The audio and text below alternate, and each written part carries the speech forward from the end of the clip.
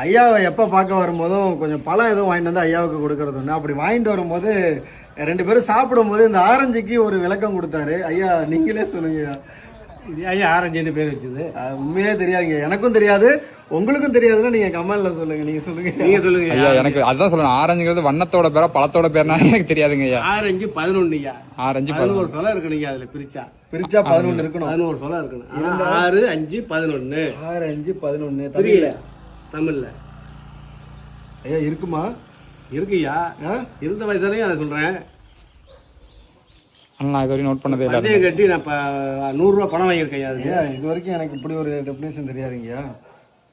சொல்ல என்னங்க ஐயா, நல்லா பிரித்து ஒன்று என்னங்க. அதான் ஐயா 1 2 3 4 5 6 7 8 9 10 11ங்கய்யா. என்னங்க உண்மையா? உண்மையா? இவ்வளவு நாள் எனக்கு தெரியாதுங்க.